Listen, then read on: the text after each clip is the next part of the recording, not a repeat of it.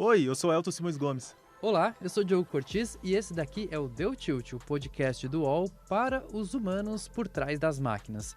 E hoje a gente vai falar sobre a Meta, que voltou a utilizar reconhecimento facial.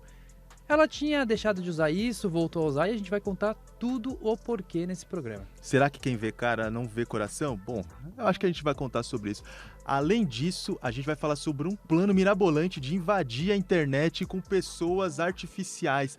É um futuro tão distópico que casa muito com uma ideia que era uma teoria conspiratória e acabou virando uma realidade porque os tempos são muito loucos, que é o da internet morta. E o plano, aliás, não é de qualquer pessoa não, é do Pentágono dos Estados Unidos, Diogo. E falando em mortos, hoje é dia de um velório coletivo em Deu Tilt, porque a gente vai falar sobre o cemitério do Google, que tem mais de 30 produtos que foram enterrados. Alguns que a gente conhecia e moravam em nossos corações e outros que a gente ainda nem conhecia, nem ficou sabendo, nasceu, viveu, morreu e a gente nem soube. Antes de começar, de algum aviso para quem só ouve as nossas vozes nas plataformas de áudio. Deu Tilt também está disponível no YouTube, onde você pode ouvir e ver as nossas carinhas. É toda terça-feira às 3 horas no canal UOL. Vamos pro papo.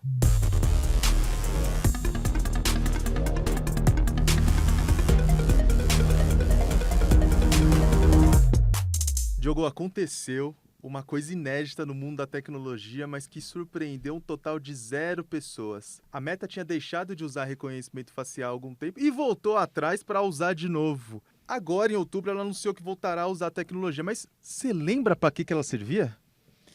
Cara, eu lembro que... Bom, você tá falando da Meta especificamente ou da tecnologia de reconhecimento facial de forma geral? De reconhecimento facial na Meta. Cara, ela não usava isso para marcar fotos de amigos nas imagens? Exatamente.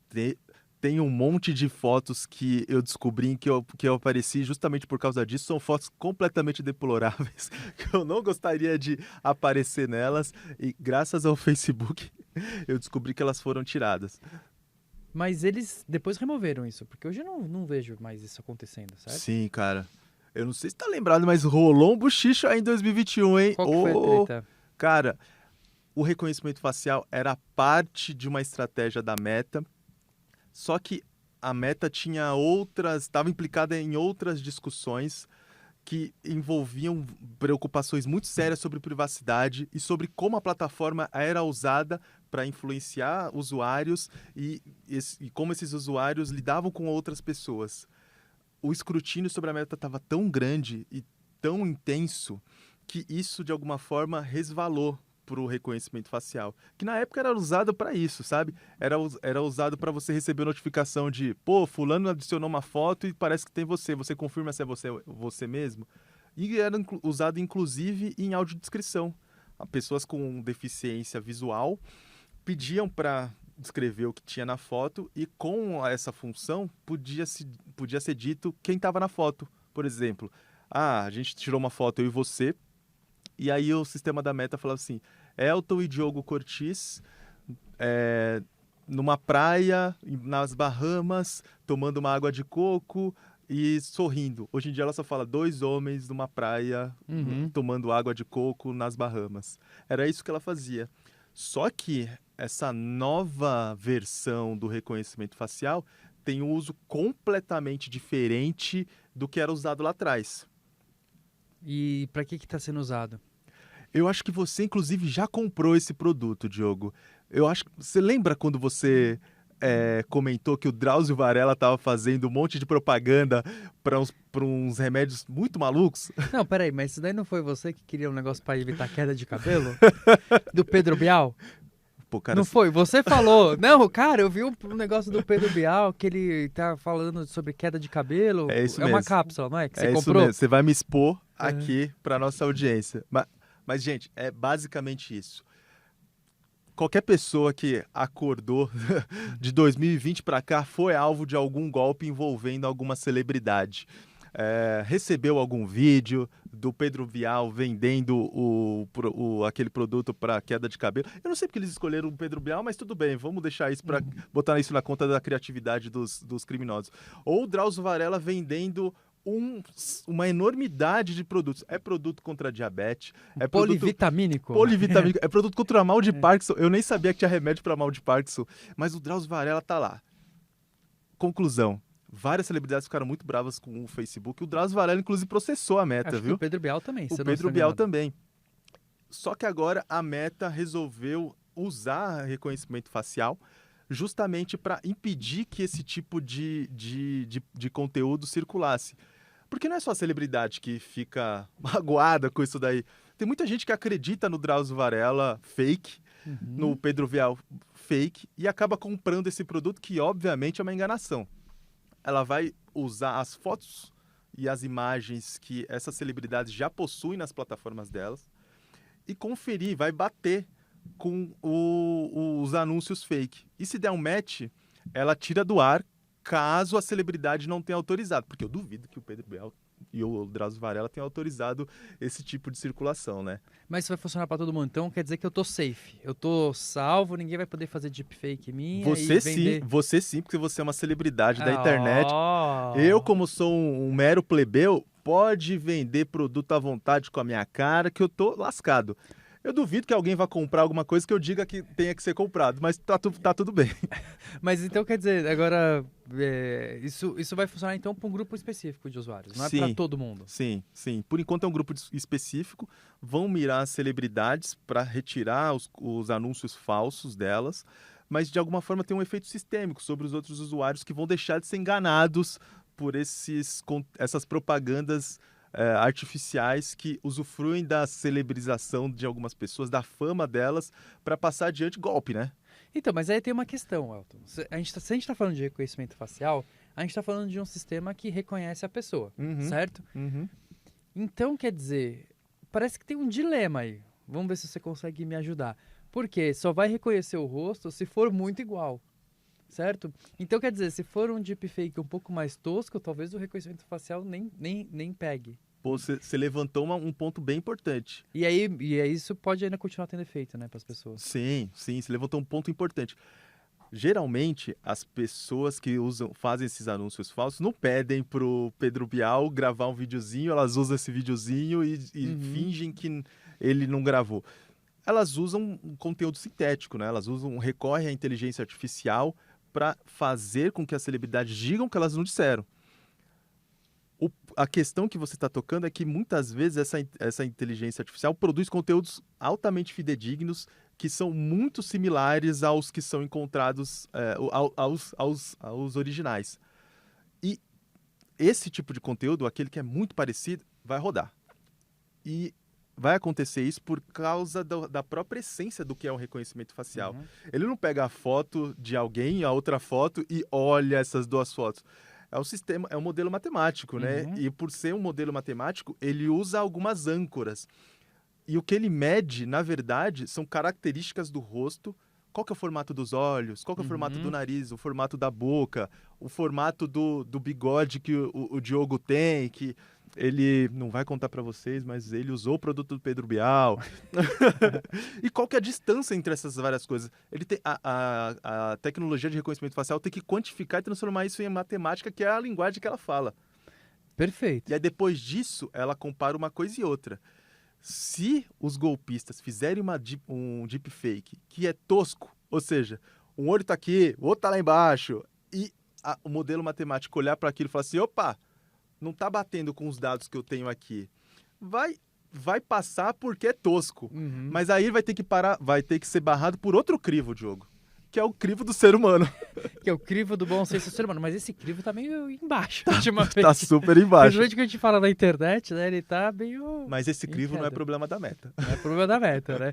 Mas acho que isso mostra um pouco do desafio, né? Que tem para esses novos golpes e dessas mídias sintéticas, que é sempre um jogo do gato e rato. Porque certamente vão desenvolver alguma técnica depois, posteriormente, para tentar desviar isso, né? Do reconhecimento facial. E é óbvio, nesse sentido, eu acho que a Meta acerta, né? Sim. De tentar trazer esse reconhecimento para esse caso de uso específico, porque reconhecimento facial é uma tecnologia super polêmica, né? Então a gente sabe que precisa sim ser debatida com muita atenção. E nesse caso, acho que o caso de uso específico que a Meta está trazendo é positivo. Exato. O que você acha? Eu acho que é bem positivo e eu acho que positivo, sobretudo porque esse não é o único uso em que ela vai usar reconhecimento facial. Tem outro que toca muito mais próximo ao usuário comum, ou seja, não é aquele que é celebridade, influenciador, médico, apresentador, que é quando você tem a conta extraviada. Alguém te mandou uma mensagenzinha bem safada pelo SMS, por SMS, você clicou, foi para um outro lugar, colocou as suas credenciais de Instagram, Facebook, perdeu a conta. E aí, dali a pouco, alguém está usando a sua conta para passar adiante a Rinode, a pirâmide do faraó do Bitcoin, o jogo do tigrinho, a rifa da Nossa Senhora das Mercês. Já viu? Deu tilt, vende tudo. Deu tilt, vende tudo. Uma enormidade de golpes. E para recuperar a conta, tem vários modelos, tem vários métodos. Sim. Só que é uma complicação, é uma burocracia. Você tem que lembrar o e-mail que está lá, a senha. Bom, a maioria das pessoas não consegue Já lembrar passei isso. por isso. Temos aqui o exemplo vivo do que eu estou falando. Já passei por isso. Na verdade, eu não, mas minha mãe. Roubaram a conta dela, até porque, assim, uma senhora de idade, né? Roubar a conta de senhora de idade é... Quem faz isso, né? Tem que ser muito, muito com falta de amor no coração. E aí roubaram a conta da minha mãe e ela tinha que recuperar a conta. E aí uma das etapas foi o reconhecimento facial. Aí eu tive que ajudar ela lá com o celular e tal, pegando na câmera. Mas vocês já não tinham, então? Porque eu lembro que eu fiz isso pra minha mãe. Muito provavelmente a sua mãe usou uma fase de teste, porque agora vai ser uma coisa mais disseminada, ou seja, você perdeu a conta, eles vão convidar, a Meta vai convidar a pessoa a mandar um vídeo selfie, sabe? Aquele que você faz para abrir conta em vários bancos, aí mostra que você tá vivo e respirando, né? Que tem sangue correndo debaixo daquele rosto, vira para lá, vira para cá. E com esse vídeo, a Meta vai checar e vai bater com as fotos suas que já tem naqueles perfis, vão se certificar de que você é uma pessoa viva, e isso é importante, viu? Porque rouba a conta, né? Pode ser que os golpistas peguem uma foto sua que vazou e queiram fazer esse procedimento para roubar a conta que já foi roubada. Já aconteceu, hein? E aí, a partir daí, a Meta devolve a conta caso tenha um match. Mas aí você pode se perguntar, eu vou gravar esse vídeo, vou fazer uma cara de bocó, olhando para lá, olhando para cá. Esse vídeo vai para onde? Dadas a última experiência que a Meta teve com privacidade, em que teve um escrutínio muito grande de saber onde que os dados biométricos das pessoas eram armazenados, agora, na ressurreição dessa tecnologia, teve uma preocupação muito grande sobre privacidade. Esse vídeo, por exemplo, a informação que a gente teve é que assim que você mandar ele para a Meta, ele vai ser criptografado. Ele vai ser usado para fazer esse cheque biométrico. Ele não vai para o seu perfil, obviamente, e ele vai ser automaticamente descartado. Não virar Reels. Não vai virar Reels. Certeza? Não vai virar Story. Você confia? Não, eu não tô sabendo que vou mandar por DM para ninguém para ficar dando risada da sua cara ali. E é por enquanto isso que está acontecendo, Diogo. Isso que foi anunciado, por enquanto é um protótipo, é uma fase de teste que vai ser expandido para uma base mais ampliada conforme for sendo checado que está dando certo. Mas a própria decisão da Meta voltar com essa tecnologia denota que a gente está em um outro mundo, em um mundo com uma consciência, uma maturidade diferente sobre essa tecnologia, né? A tecnologia de reconhecimento facial ela é bastante polêmica, mas eu acho que a polêmica do reconhecimento facial nem deveria ser do ponto de vista tecnológico, apesar de a tecnologia ter diversos problemas, mas do uso. Então, o grande problema do reconhecimento facial é que ele pode ser uma ferramenta de muita vigilância. Não só de vigilância, mas também de um controle social. E ela tem erros. E ela pode começar a punir grupos específicos. Então a gente sabe historicamente que o reconhecimento facial falha mais com alguns grupos da população, né? E isso pode levar a grandes problemas. A partir de 2019, então, a tecnologia passa por um escrutínio, né? Pô, a gente está usando isso para fazer monitoramento da população e tal, e aí se demonizou muito a tecnologia. Só que a tecnologia em si, ela pode ter alguns casos de uso interessantes, né? Nesse caso da Meta, vai trazer mais segurança para as pessoas, não só para celebridades, mas principalmente para o usuário final que está ali comprando a cápsula do Pedro Bial, como você fez, e não melhorando, né, o crescimento capilar da barba, do que seja. Então, eu vejo como um debate a ser estabelecido, né? De trazer uma maturidade maior, de saber que a tecnologia pode ter casos de uso bastante interessantes. Como é, por exemplo, o Face ID da Apple, né? Você destrava o celular só com o seu rostinho e funciona bem e tem vários critérios de privacidade que são levados a sério, né? Pelas companhias, pelas organizações. Só enfatizando o que você trouxe, mas dando alguns exemplos, hoje em dia as ferramentas de reconhecimento facial, elas focam numa funcionalidade e não só na retenção de dados que dizem respeito aos rostos das pessoas. Hoje tem o Face ID, ele surgiu um pouquinho antes de 2019, mas ele não só está no celular da Apple, mas está em todos os celulares, tem alguma coisa semelhante. Um pouquinho antes da Meta descontinuar o reconhecimento facial, lá em 2021, tinha aplicativos como o FaceApp. Lembra dele, jogo? Era um aplicativo que você botava a sua foto e ele te envelhecia. Mas para que servia isso? Pura e simplesmente para a empresa que criou esse sistema obter dados do seu rosto.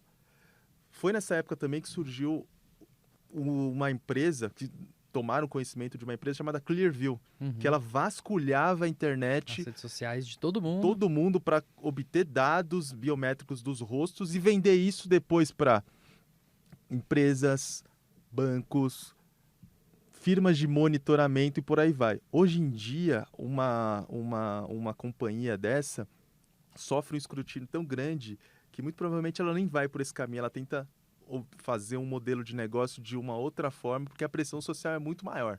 Exatamente. E aí isso mostra, né, que é o que a gente estava discutindo sobre a maturidade da discussão sobre a tecnologia, né? Saber em que momentos dá para usar e em que momentos a gente, como sociedade, precisa debater se é realmente viável, né? Então, no caso, um tema que é muito sensível é sobre a questão do policiamento, né? Então, o policiamento impeditivo, a gente já contou aqui em Deu Tilt vários casos, né, de pessoas que foram presas por um erro no reconhecimento facial. Então, é um debate que precisamos ter. Mas, para outros casos de uso, pode fazer sentido o uso de ferramentas, né, biométricas. E aí, nesse caso, a Meta acerta. E ela acerta, inclusive, absorvendo um modelo que foi validado por outra indústria que é dos bancos. Quando você tem que abrir uma conta corrente, você tem que mandar um videozinho selfie, porque, afinal de contas, você vai lidar com dinheiro. E muito provavelmente pode ser o dinheiro de outra pessoa, se você não for quem você está dizendo que é. Então, os bancos criaram um padrão, um nível ouro de segurança que é muito saudável que outras plataformas estejam adotando, e é muito legal que esteja chegando agora a Meta. Mas, pensando nisso, Diogo, o que você acha que a Meta quer com isso? Porque não é possível que só seja para evitar que as celebridades passem a ser usadas em golpes e para as pessoas pararem de ser tapeadas por golpistas, né? Não, eu acho que sim. Eu acho que pode ser um caminho, porque assim, eles estavam sendo muito bombardeados, né, negativamente por esse debate, só que, obviamente, que fazendo isso, eles vão melhorando os seus produtos, seus modelos, né? Então, tecnologicamente, eles também melhoram seus produtos. Só que talvez o grande motivador seja de fato, porque eles estavam sendo enxurrados, né, de deepfakes, de pessoas vendendo conteúdos, e eles precisavam dar uma resposta, né? Então, talvez juntou o útil ao agradável, né? Como eu melhoro a minha tecnologia, como eu passo por um processo de desenvolvimento tecnológico, e ao mesmo tempo dou uma resposta para a sociedade, né? Então acho que eles conseguiram unir as duas coisas. E você acha o quê? Você acha que tem algum plano do Zuckerberg de coletar rostos para dar o melhor match possível e fazer um novo Tinder? Se bem que o Facebook já tentou fazer um Tinder e não deu certo. Mas quando a Meta descontinuou o reconhecimento facial lá em 2021, 1 bilhão de pessoas já tinham deixado a função ativa. Lembra quando o Facebook criou o botão curtir? E o curtir virou a ferramenta de interação quase que universal de toda e qualquer plataforma na internet? Você não podia ir a lugar nenhum na internet que não tinha um botãozinho de curtir. Hoje em dia, esse tipo de interação caminhou para outros lugares, só que o Facebook tem uma base de dados tão grande, porque é alimentada Uhum. pelos seus usuários, que saber quem é quem, saber que essa pessoa é Uhum. dona do rosto que ela diz que é um ativo muito grande. E podendo reativar esse tipo de tecnologia, deve ser um alívio muito grande para uma empresa que estava procurando algo novo para reanimar, reafirmar e para caminhar para um lugar diferente. Talvez o reconhecimento facial que o Facebook está retomando agora possa virar o botão curtir do futuro. Pode ser, né? Criando uma boa base de dados biométricas, assim como outras empresas também estão fazendo, né? Então, acho que uma empresa que tem uma grande massa de dados biométricos é a Apple, né? Que é do mundo inteiro, mas é um novo caminho mesmo, né? Das empresas criarem esses novos bancos de dados biométricos para garantir quem é quem e principalmente entrando num universo novo que a gente vai entrar de tanta conta fake sendo criado por inteligência artificial, saber quem é humano, saber quem não é, vai fazer muito sentido. Você da audiência já contou quantas tecnologias a gente já enterrou em The Tilt? Elton, quantas? Porra, eu perdi as contas, hein? Mas eu lembro da da antena parabólica, Chromecast a gente já enterrou aqui. Aliás, foi uma morte muito sentida. Todo mundo da equipe de The Tilt ficou arrasado. Arrasada. Porque hoje, Elton, a gente vai ter um velório coletivo Tô aqui. sabendo. Tô sabendo. Quer dizer, tem que ser um tom mais solene, né? Tô sabendo. Tô sabendo. Porque a gente vai falar sobre o cemitério do Google. Porque são vários serviços do Google que foram descontinuados. Alguns deles eu nem sabia que existiam. Outros eu senti falta e sentirei ainda mais. Mas o que você tem aí pra gente desse cemitério aí? Eu não sabia que tinha tanto serviço que o Google matava, viu? Mas depois de eu ver o tamanho do descampado com túmulos cravados com os nomes dos serviços, eu fiquei impressionado. O Google mata mais que coração gelado de ex, viu, Diogo? Pô, tem até um serviço chamado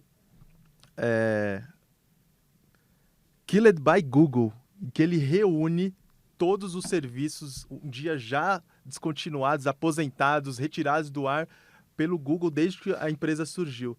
Sabe quantos túmulos tem lá, cara? Quantos? 296. Nossa. É muita coisa. Tem coisas das quais a gente sente falta, você principalmente, mas eu vou deixar você falar. Como...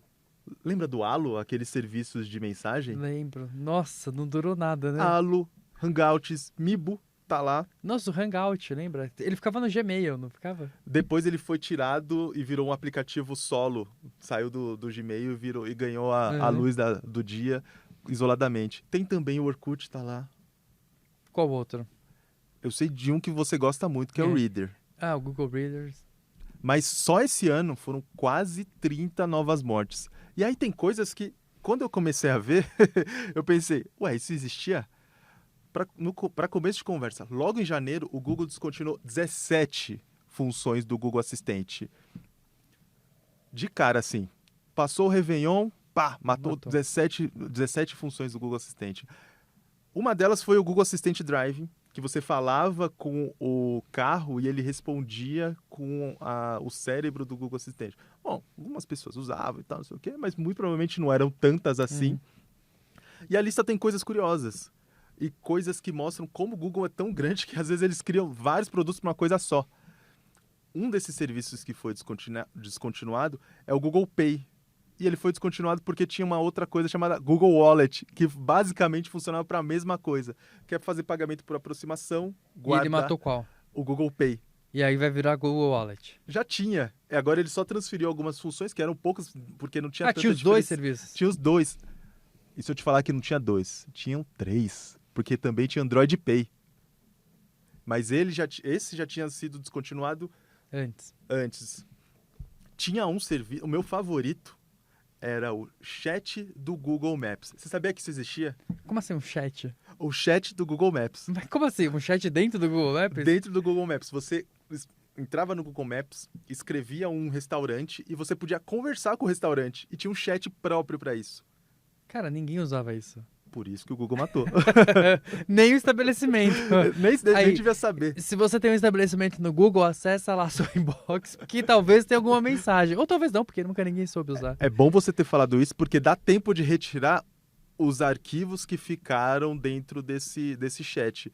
Tem um outro serviço do Google chamado Google Takeout, que é só para você recolher dados do Google que ficam perdidos por aí. Esse daí eu acho que não vai ser descontinuado durante muito tempo. Cara, quanta coisa. Mas, além disso, tinha Google Podcasts, tinha anotação na busca e tinha aquelas buscas internas dentro de outros resultados na busca. Sabe quando você pesquisa lá, uol.com.br, aí ele mostra o site do UOL e aí embaixo ele coloca uma outra buscazinha para você pesquisar por meio do Google dentro do UOL? Não tem mais isso também. Também matou. Mas tinha. Caramba. Mas qual dos serviços que vai deixar mais saudade para você, Elton? De todos que morreram. Não só esses, não só dos recém-finados, mas de toda a história. Cara, agora que você mencionou isso, eu vou dar uma de Neymar e vou manifestar a saudade do que nunca vivemos.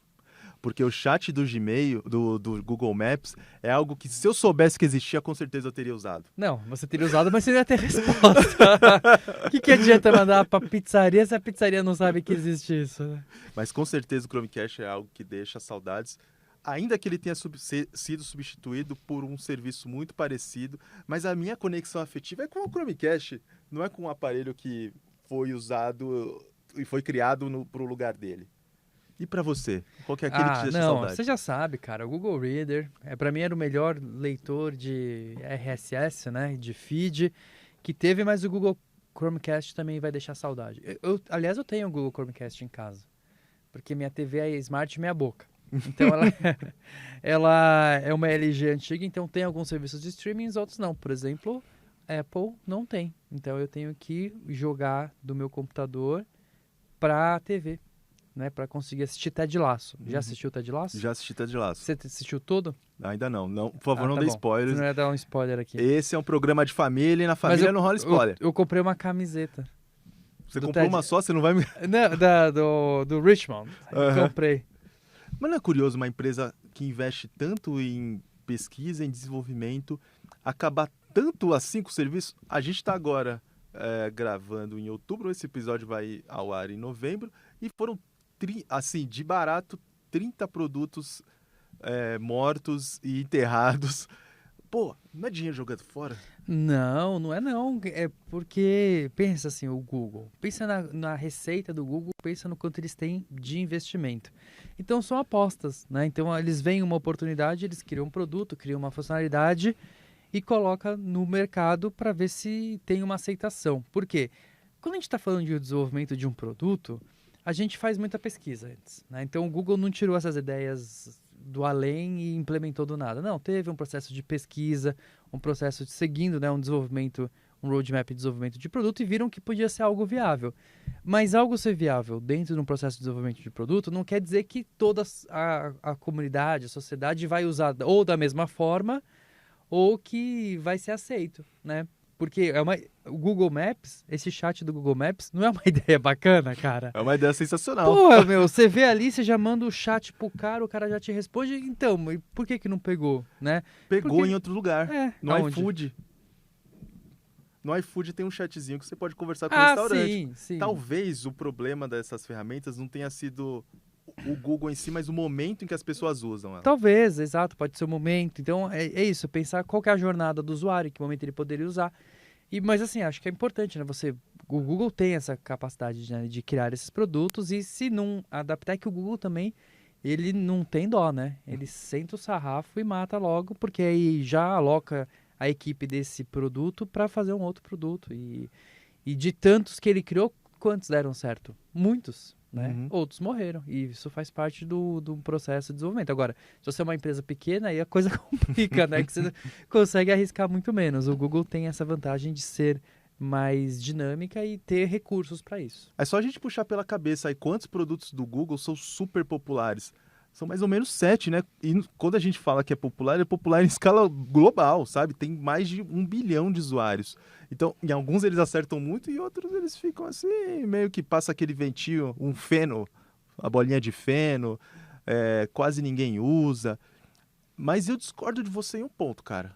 Por quê? De falar que o Google não tem dó de matar as coisas, não. Você acha que não? Cara, Matou o Google Reader, cara. aí, Tinha usuário pra caramba lá. com isso eu fico me perguntando, quando ele mata um serviço desses, que era popular, tinha muitos consumidores, de alguma forma ele não frustra muita gente que se acostumou a usar um produto, que se acostumou, que adaptou a sua vida em torno daquele tipo de coisa e deixa um vácuo, sabe? Quando ele faz isso, muito provavelmente ele deixa muita gente nervosa. Sim. Muita gente Aqui, nervosa. tô até hoje, traumatizado. Viúva do Reader. É. Mas tem outros serviços, e aí eu queria fazer um exercício com você, cara. É. Qual é o próximo serviço que você acha que o Google vai matar? Agora você me pegou, hein? Qual serviço você aposta? Eu fiz uma lista. Qual? Eu Você vai revelar? vou prestar essa consultoria de graça pro Google.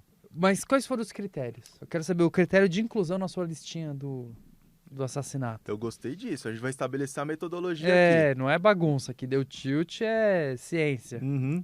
O critério já tem serviços muito mais populares que existem, Tá. são muito mais conhecidos do que esse serviço. Tá. E o Google não precisa desse tipo de serviço para ampliar o seu ecossistema e Não agrega tanto. gerar valor. Não pras agrega pessoas. tanto. Dane-se. Vamos passar para próxima. Tá. Quais são? Gboard. O que é Gboard? Cara? Já ganhei o jogo. O que é Gboard? Gboard era um teclado inteligente do Google, em que dava para você escrever só fazendo assim, ó, com o dedo. Pô, mas isso já tem. Exato. O swipe lá, não é? Candidatíssimo a morrer. Gboard, meu Não, primeiro mas item da lista. isso já não... Mas isso não tá no Android? Isso é um aplicativo solo. Ah, então acho que vai de arrasta. Vai de arrasta. Qual outro? PhotoScan. O que faz o PhotoScan? Eu tô adorando esse jogo. Eu nunca ganhei tanto na vida. É. O PhotoScan, ele escaneia fotos antigas e aí ele tira aqueles probleminhas de impressão, sabe? Nem sabia que tinha esse aplicativo. É do Google. É do Google. Ele tira o amarelado da foto. Às vezes as câmeras antigas faziam com que saísse algum reflexo meio estranho e tal. Ele Tira isso também e transforma a foto antiga, que tem esses pequenos defeitos do mundo analógico, para uma foto perfeita para o mundo digital. Perfeito. Tem mais algum produto? Snapseed. Não, Snapseed não. Snapseed. Não. Snapseed não. Snapseed não por quê? Não, porque eu uso, cara. É o serviço do Google que eu uso pra editar minhas imagens. Não, é sério, minhas fotos. Não pode. Diogo, eu sinto te formar, mas Não. eu acho que você vai Não, para. vai virar viúva de outro serviço. Ó, você do Google que está nos ouvindo, por favor, faça uma manifestação a favor de manter o Snapseed. É muito bom o Snapseed. Por que iriam matar? Porque só o Diogo usa. Eu acho que no final desse programa a gente tem que mandar o endereço aqui dos estúdios do UOL, onde a gente grava o Deu Tilt, para mandar caixa de lenço, porque você vai chorar em breve. Pô. Esse vai ser um aplicativo que vai de arrasta. Pô, em breve, é muito em triste, breve. porque eu uso mesmo, é o aplicativo que eu uso para editar as imagens. E aqui eu coloquei um outro que é eu acho que tenho dúvidas sobre se ele está no rumo de tomar um tiro na testa, mas é uma aposta. Google Voice. Também não sei o que é. Ele é um aplicativo que ele faz uma coisa incrível que hoje em dia está muito em desuso, que é ligação telefônica. Como assim? Mas ligação telefônica você não usa o teclado do celular? Ligação telefônica, Diogo. Com o detalhe que ele só faz ligação telefônica nos Estados Unidos. Ah, pelo amor de Deus, esse pode de arrasta pra cima. Tchau. O que você acha? Que daqui a uns 3 meses a gente volta e revisa essa lista para ver se morreu? Volta, mas Snapseed estará vivíssimo. Bom, gente, a gente encerra esse bloco por aqui com a esperança do Diogo de que o Snapseed continue vivo e com a minha aposta de que muito em breve nosso amigo vai estar chorando. Não, vai nada. Vocês continuam vendo nas redes sociais que as fotos vão ficar melhores sendo editadas por Snapseed. Quero só ver. E deixamos pro final o assunto que mais parece um filme de ficção misturado com um filme de espião. Aproveitando, Elton, qual que é a sua distopia tecnológica favorita? Pô, isso me pegou, hein? Não tinha pensado nada a respeito. A minha distopia favorita é aquela que diz que a tecnologia vai fazer a gente trabalhar menos. Passou longe, cara. Não é disso que a gente tá falando? Não, a gente tá falando de uma outra coisa, cara.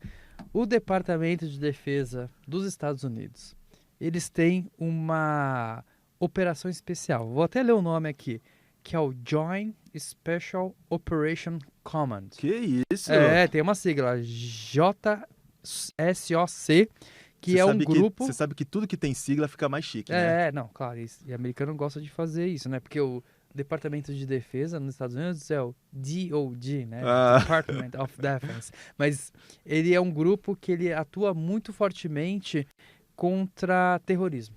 Ok. Né? Beleza, então existe essa força especial e agora saiu um documento, então não é um documento que vazou, um documento secreto, é um documento que é não classificado, né? Então o que eles estão propondo um desenvolvimento de um projeto.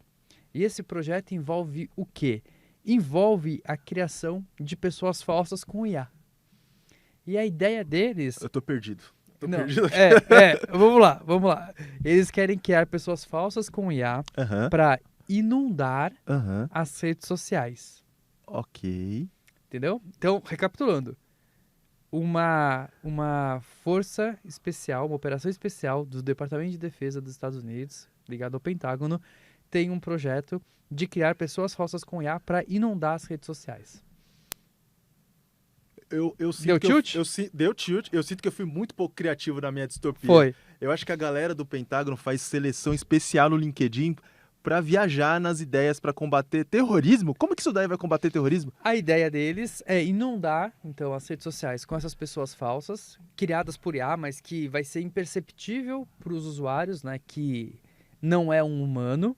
E a ideia deles é ou influenciar comportamentos ou entender o comportamento de usuários. E aí trabalhar com alguns grupos que são mais... com uma probabilidade maior de estar planejando atos terroristas, algo nesse sentido. Então é uma nova forma de inteligência, né? Uma inteligência que vai utilizar de pessoas falsas criadas por IA inundando as redes sociais. É muito curioso que eles coloquem esforço nas redes sociais e comecem a criar personalidades falsas, porque a gente já tá vendo isso acontecer, né, Diogo? A gente já comentou em um episódio passado de Deu Tilt como os influenciadores digitais estavam invadindo o Instagram, TikTok, e tinha até uma rede social criada para eles, né? A gente falou um pouco da Aitana, da qual você é fã, não sei se você ainda... Continua seguindo. Continua? Você continua fã dela, mesmo ela tendo mudado a cor do cabelo? Claro, a gente tem que se adaptar à sazonalidade, à estação do ano, cara. Você que tá aí sempre igual, entendeu? A Aitana é muito mais descolada que a gente. É muito mais descolada, cara. A gente tá sempre igual, sempre com a mesma cara. Não, a Aitana tá sempre conectada com o Pantone da estação. Pois é. E quando a gente conversou sobre ela, ficou claro que era muito mais fácil para marcas criarem uma influenciadora digital para falar dos produtos dela. O influenciador digital não toma um porre num dia e vai gravar no outro dia com ressaca, não acorda de madrugada e começa fazendo live falando coisas super polêmicas que daqui a pouco você não vai querer ver associados com a sua marca.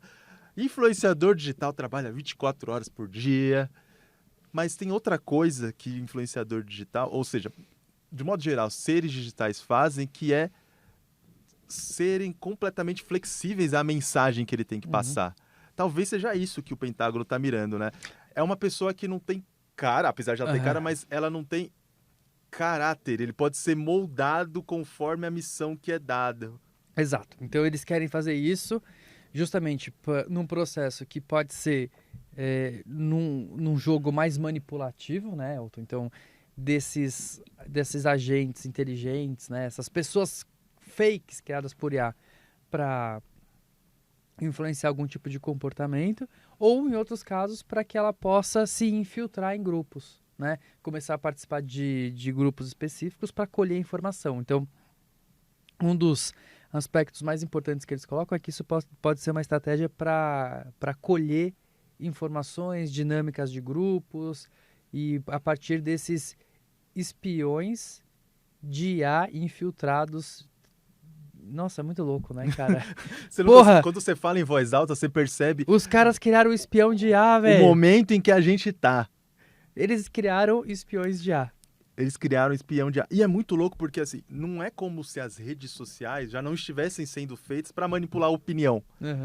Muita gente fala... Muita gente não, né? A gente tá falando de departamentos de inteligência de países como os Estados Unidos e como os da Europa já detectaram várias operações da inteligência russa tentando mobilizar contas nas redes sociais para influenciar a opinião pública para um determinado lado em processos eleitorais, por exemplo. Ah, isso super, né? E outro ponto de especialistas em segurança digital e privacidade é que as próprias plataformas incentivam esse tipo de influência sem que ninguém faça nada, só por meio do algoritmo, porque ele de alguma forma, impulsiona um comportamento mais do que outros. Então, se você sabe para que lado que vai, é só você modular o que você tem para falar, modular a forma como você se posiciona e você vai surfar nessa onda.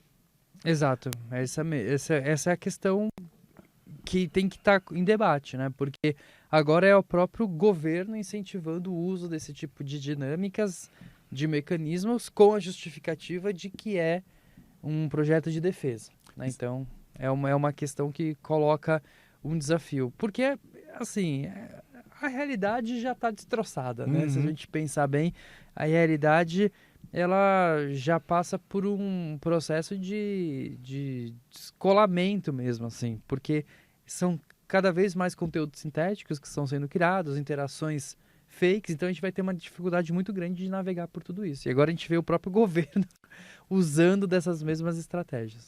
E é curioso porque nos últimos anos, vários dos departamentos de inteligência dos Estados Unidos alertavam de que as deepfakes iam ser o próximo problema que iria assolar a internet. Como eles viram que era um problema mesmo, que vai rolar, eles falaram assim, vamos usar. Tá vamos pegar esse limão e fazer uma caipirinha. Vamos fazer uma caipirinha não, porque os caras são gringos. No máximo eles vão fazer a limonada. E aí... Mojito vai limão? Não, mojito vai hortelã, né? Sim. Se for mojito original, se for por inteligência artificial, se pá, vai até graviola. Enfim, essa galera pensou isso. E o curioso é que eles sempre apontavam o dedo pro nariz dos outros, né? É o Irã que tá fazendo isso, é a China que tá fazendo isso, é a Rússia que tá fazendo isso. E no fim das contas foram eles que sentaram nessa cadeira para assumir a vanguarda de serem os criadores da próxima distopia na internet. E isso só dá certo porque a gente vive cada vez mais conectado, onde a gente se relaciona, onde a gente vai captar a informação, a gente vai se informar, e faz todo sentido que uma operação em pleno século XXI de inteligência, de espionagem, foque a internet. Mas isso transporta a gente para teorias da conspiração que antigamente a gente achava que era doideira, né, Diogo? Tem uma teoria da conspiração que é muito boa, que chama a teoria da internet morta, né, que a gente já discutiu em alguns momentos por Tilt, de que a internet, na verdade, ela já nem tem mais humanos lá, que é tudo bot, tudo feito por IA, mas era uma teoria da conspiração, só que com esses rolês todo que a gente vê, tá deixando de ser. Hoje em dia já tem dados que mostram que o tráfego da internet, ou seja, quem consome, é muito menos humano e mais bot. Ou seja, de um lado tem bot criando conteúdo e tem esse conteúdo se relacionando com outros bots para surfar cada vez mais na internet e dominar a nossa atenção, os nossos olhos, porque agora eles estão invadindo o ambiente que era restrito aos seres humanos, que são as redes sociais, que tem esse nome, quer queira, quer não, porque ela pressiona e sugere que as pessoas convivam em sociedade. Mas agora está repleto de bot. O último reduto da humanidade, por assim dizer, na internet, foi dominado pelos robôs. Não, cara, o último reduto da humanidade ainda continua sendo o estádio da Rua Javari do Clube Juventus da Moca. Mas aí é no mundo físico, aí tudo bem. Então, lá é onde vai sair a solução de todos os problemas. Ou seja, quando esse futuro distópico que o Pentágono está pintando começar a acontecer de fato, é para lá que a gente vai. É para lá que a gente vai. Vai ser o refúgio, pessoal. Todos estão convidados. Venham com a gente pro estádio da Rua Javari, na Moca. Diogo leva vocês de carro quando esse futuro que o Pentágono está pintando chegar. Lá criaremos a resistência. Gente, esse daqui foi o Deu Tilt, o podcast do UOL para os humanos por trás das máquinas. Eu sou Elton Simões Gomes. Eu sou Diogo Cortiz. Segue a gente lá no canal UOL, no YouTube, toda terça-feira às 3 horas da tarde.